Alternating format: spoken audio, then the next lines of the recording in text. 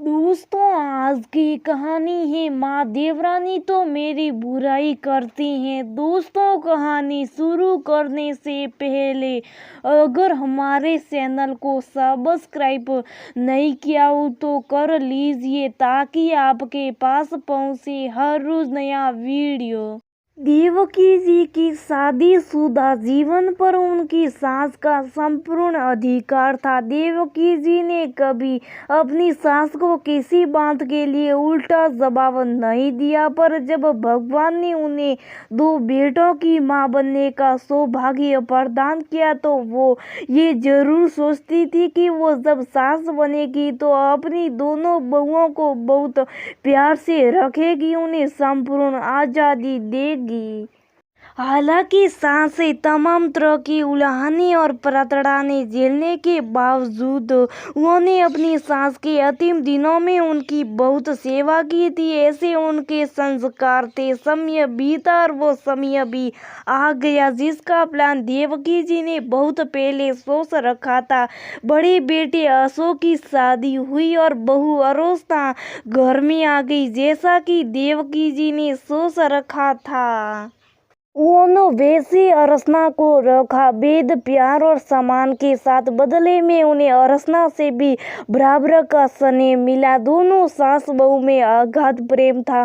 4 साल बाद छोटे बेटे किशोर का विवाह हुआ नयना के साथ और देवकी जी ने अपनी छोटी बहू को भी बराबर का प्यार दिया, लेकिन उसकी जेठानी उसके हर काम में मीन मेक निकालती रहती थी। जब तब वो उसकी शिकायत देवकी जी से करती रहती थी। नयना को निशा दिखाने का कोई मौका उसकी जेठानी नहीं छोड़ती थी। सुखी नयना अभी नहीं थी इस घर के लिए, सो वो सर्व से काम ले रही थी। वो कभी पलट कर जवाब नहीं देती थी, ये सोचकर कि एक दिन सब ठीक हो जाता है।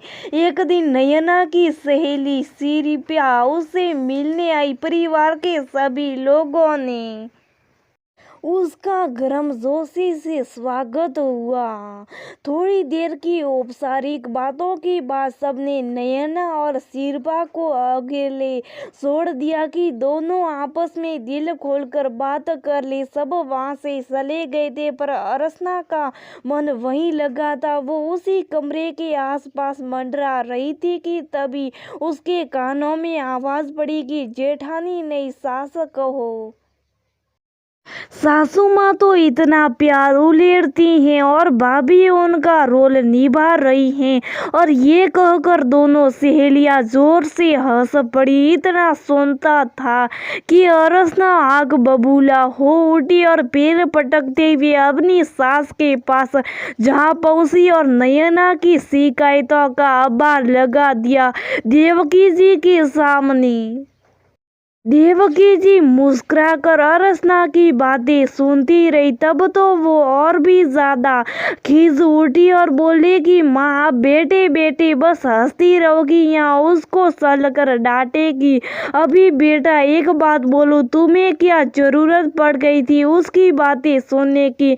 इसका उत्तर भी मैं उन्हें दे देती हूँ कि तुम्हारे मन में शोर था कि उन दोनों सहेलियों के बीच तुम्हें लेकर चर्चा जरूर होगी, जो कि हुई भी, और उसका कारण मुझे बताने की जरूरत नहीं है कि ऐसा क्यों हुआ। देवकी जी बोली, माँ सच कहूँ तो ये सब मैंने आपके लिए किया, आपके प्यार को हमेशा अपने तक सहेजने के लिए किया। आप सही कह रही हैं, ये मेरे मन का चोरी है कि मैंने सोचा कि नयना के आ जाने से कहीं आप उसे ज्यादा ना प्यार देने लगी, इसलिए उसके हर काम में गलतियां ढूंढती रहती थी। हरदम उसे आपकी नजरों में गिराने की कोशिश में लगी रहती थी। अब आप ही सब कुछ ठीक करिए और वादा करिए कि अपना प्रेम मुझ पर पहले की तरफ बरसाती रहिए। अरसना ने कहा। ये सुनकर देवकी जी हंसने लगी और बोली कि बेटा, मुझे जो मिला मैंने उसे बहुत बेहतर तुम दोनों को देने की कोशिश की, पर लगता है कि शायद कहीं कोई कमी रह गई।